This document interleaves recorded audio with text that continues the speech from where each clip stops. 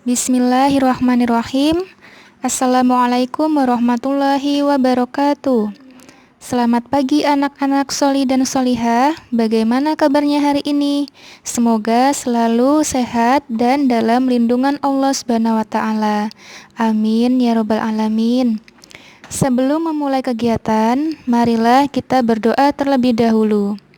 Baiklah anak-anak, hari ini kita akan belajar materi tema 2, selalu berhemat energi, pada subtema 1, yaitu sumber energi.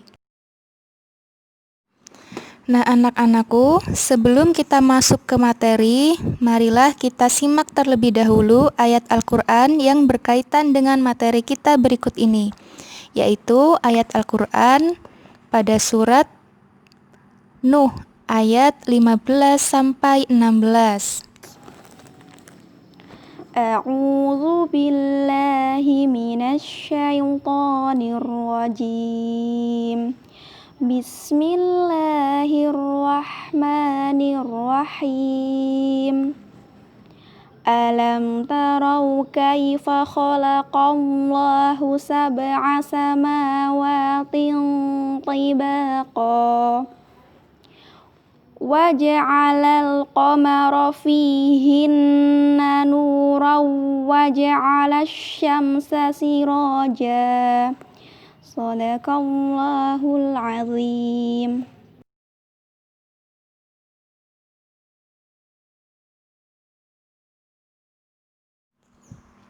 Baiklah anak-anak, untuk materi yang pertama akan kita pelajari adalah ilmu pengetahuan alam dengan 2 pembahasan, yaitu yang pertama energi matahari dalam kehidupan sehari-hari, dan yang kedua perubahan energi angin.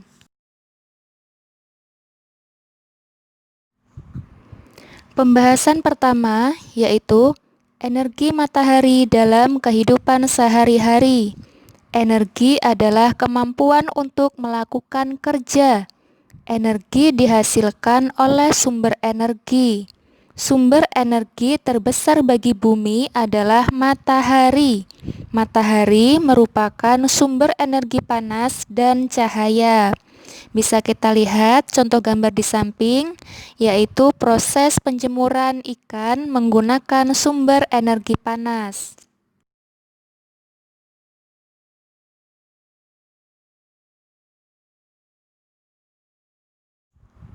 Baiklah anak-anak, berikut ini adalah manfaat matahari sebagai sumber energi panas dan sebagai sumber energi cahaya.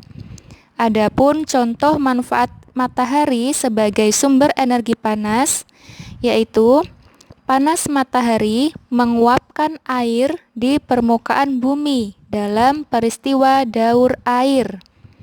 Yang kedua, panas matahari mempertahankan suhu atmosfer bumi sehingga sesuai untuk kehidupan makhluk hidup. Dan yang ketiga, panas matahari dapat mengeringkan pakaian dan bahan makanan. Sedangkan untuk contoh manfaat matahari sebagai sumber energi cahaya, yang pertama yaitu cahaya matahari menerangi permukaan bumi. Yang kedua, cahaya matahari dimanfaatkan tumbuhan untuk proses fotosintesis. Yang ketiga, cahaya matahari dapat digunakan sebagai energi listrik. Energi matahari dapat diubah menjadi energi listrik menggunakan panel surya.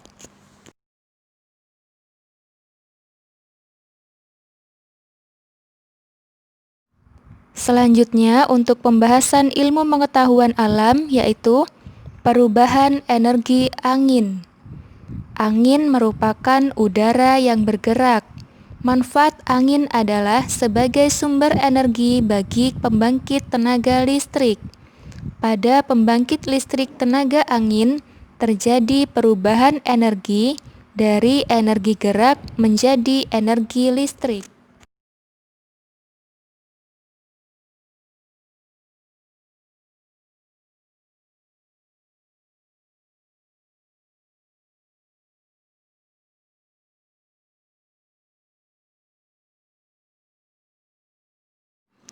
Nah, anak-anakku, sebelum kita masuk ke materi, marilah kita simak terlebih dahulu ayat Al-Quran yang berkaitan dengan materi kita berikut ini, yaitu ayat Al-Quran pada surat Nuh ayat 15-16.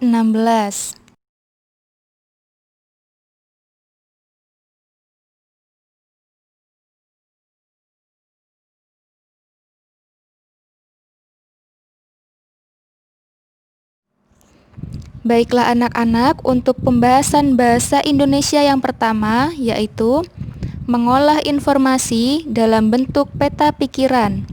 Berikut ini ada contoh paragraf yang berjudul minyak bumi. Pertama-tama, marilah kita baca dengan saksama mengenai paragraf berikut ini. Minyak bumi. Minyak bumi termasuk sumber daya alam yang terkandung di dalam perut bumi, diperoleh dari proses penambangan. Persediaan minyak bumi sangat terbatas. Oleh karena itu, kita harus menggunakan minyak bumi secara hemat dan tepat. Sebelum minyak bumi dimanfaatkan sebagai bahan bakar, minyak bumi diolah menjadi bensin, solar, dan minyak tanah. Sisa hasil pengolahan minyak bumi berupa parafin, plastik, dan aspal. Baiklah anak-anak, setelah membaca paragraf dengan saksama, selanjutnya kita perhatikan poin terpenting yang ada di dalam paragraf tersebut. Selanjutnya yang perlu kita lihat adalah judul dari paragraf tersebut. Kita ketahui bahwa judul dari paragraf adalah minyak bumi. Kemudian untuk poin penting yang pertama adalah asal minyak bumi. Poin penting yang kedua yaitu cara memperoleh minyak bumi. Dan poin penting yang ketiga adalah hasil olahan minyak bumi. Adapun bahan bakar, parafin, plastik, dan aspal merupakan hasil olahan dari minyak bumi.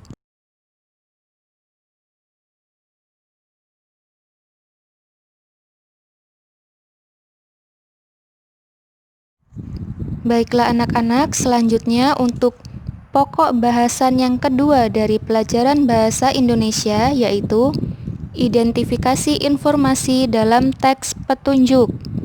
Informasi dalam teks petunjuk diidentifikasi dengan cara membaca intensif atau membaca memindai.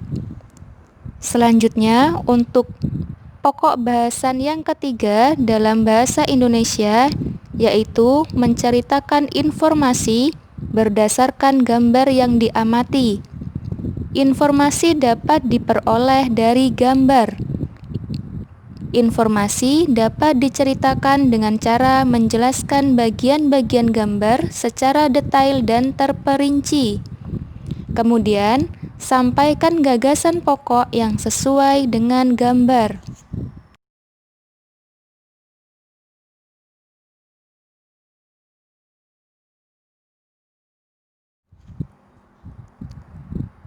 Baiklah anak-anak, selanjutnya kita masuk ke pelajaran ilmu pengetahuan sosial. Terdapat dua pokok bahasan yang akan kita bahas pada subtema 1 ini, yaitu pemanfaatan jagung dalam kehidupan sehari-hari dan sumber daya alam berdasarkan kondisi alam di Indonesia.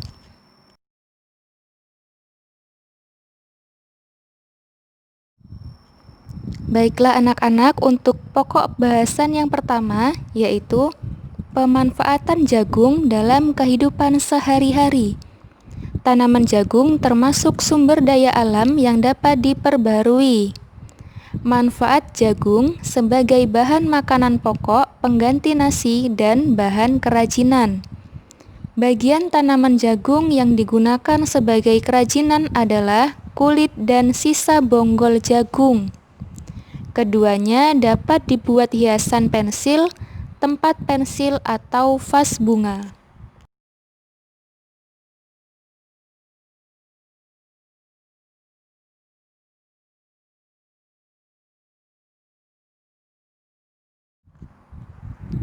Selanjutnya untuk pokok bahasan yang kedua yaitu sumber daya alam berdasarkan kondisi alam di Indonesia. Yang pertama yaitu Sumatera. Pulau Sumatera memiliki banyak pegunungan, sehingga banyak ditanami kopi, lada, coklat, tembakau, karet, dan kelapa sawit. Seperti yang dapat kita lihat pada gambar di samping, gambar-gambar tersebut merupakan contoh tanaman yang terdapat di Pulau Sumatera.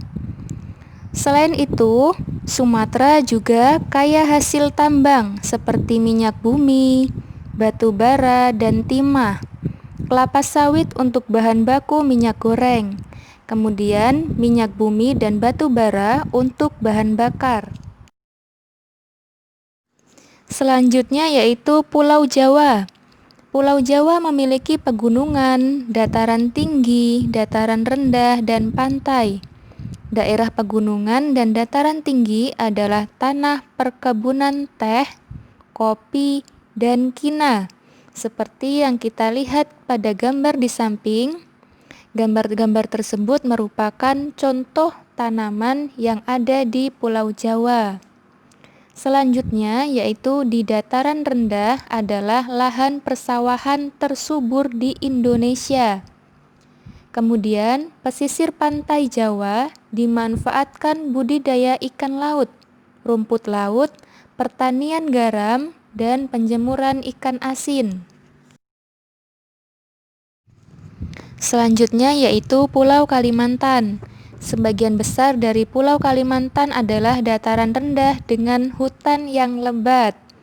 Hutan ini adalah habitat alami bagi hewan terancam punah. Hutan Kalimantan dimanfaatkan untuk sumber daya alam seperti sawit, karet, dan rotan. Bisa kita lihat pada gambar, yaitu tanaman sawit, karet, dan rotan yang dapat kita temui di Pulau Kalimantan. Selanjutnya, kelapa sawit diolah menjadi minyak goreng.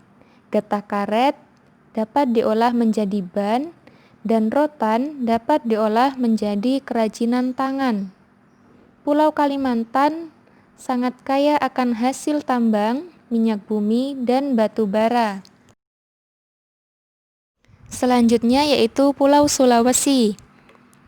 Di Sulawesi, sumber daya alamnya berupa pala dan jagung. Jagung sebagai bahan makanan, sedangkan pala sebagai bumbu makanan. Dapat kita lihat pada gambar di samping, yaitu terdapat gambar pala dan gambar tanaman jagung. Di daerah sepanjang pantai, dimanfaatkan sebagai perkebunan kelapa. Kemudian, Pulau Sulawesi dapat menghasilkan barang tambang, yaitu aspal, dimanfaatkan untuk pembuatan jalan raya. Yang selanjutnya yaitu Papua. Sebagian besar wilayah Papua berupa hutan konversi dan hutan lindung. Sumber daya alam di Papua adalah sagu. Sagu sebagai bahan makanan pokok. Dapat kita lihat pada gambar, yaitu gambar tanaman sagu. Selain itu, Papua juga menghasilkan rempah-rempah. Papua merupakan salah satu pulau yang kaya hasil tambang, yaitu tembaga, emas, dan logam. Selanjutnya, emas sebagai bahan baku pembuatan mata uang dan perhiasan seperti anting, cincin, dan gelang.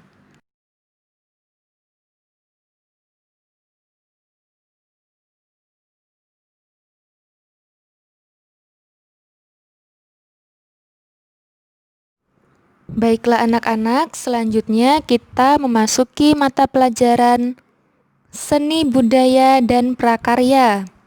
Terdapat dua pokok bahasan yang akan kita pelajari, yaitu yang pertama, tinggi dan rendahnya nada. Yang kedua, yaitu tempo dalam lagu. Pokok bahasan yang pertama yaitu tinggi dan rendahnya nada. Nada adalah bunyi yang beraturan. Nada terbagi menjadi dua, yaitu nada tinggi dan nada rendah. Nada tinggi dan nada rendah ditentukan oleh frekuensi bunyi. Urutan tinggi rendahnya nada disebut tangga nada. Nada yang ditulis dengan angka dinamakan not angka. Selanjutnya yaitu Pulau Sulawesi. Di Sulawesi, sumber daya alamnya berupa pala dan jagung. Jagung sebagai bahan makanan, sedangkan pala sebagai bumbu makanan. Dapat kita lihat pada gambar di samping, yaitu terdapat gambar pala dan kita mulai dari tangga nada 1 yang merupakan nada rendah. Kemudian kita lanjutkan sampai tangga nada I yang merupakan nada tinggi. Baiklah, akan Ibu contohkan pelafalan dari nada rendah sampai ke nada tinggi. Do, re, mi, fa, sol, la, si, do. Do, si, la, sol, fa, mi, re, do.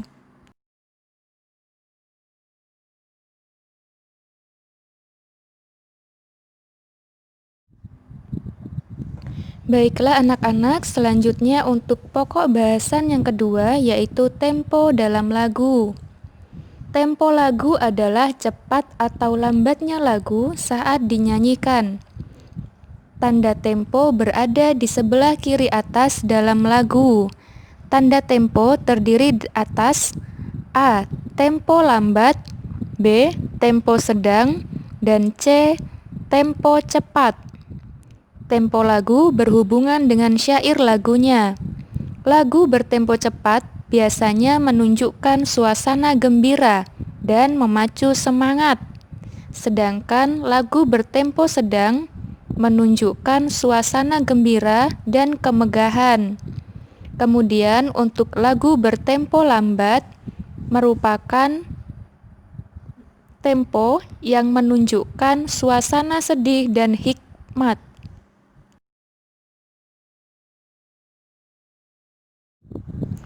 Baiklah anak-anak, tempo biasanya ditulis dengan tanda tempo.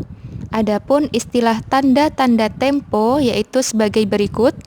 Yang pertama, allegro, nesto, dan vivet merupakan tempo cepat.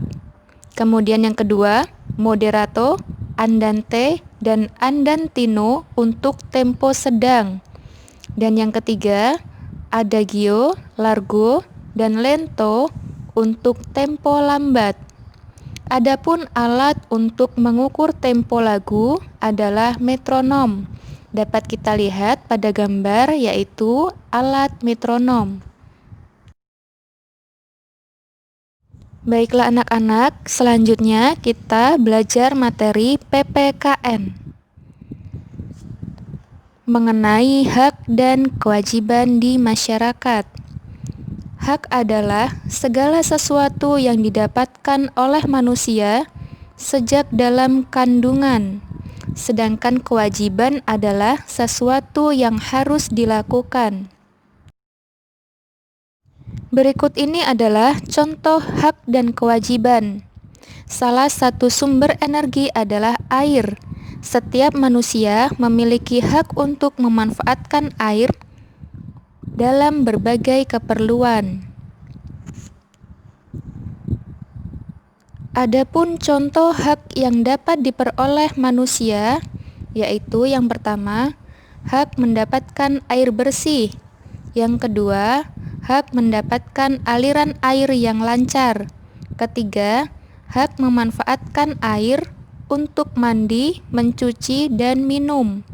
Keempat, hak memanfaatkan air untuk mengairi sawah.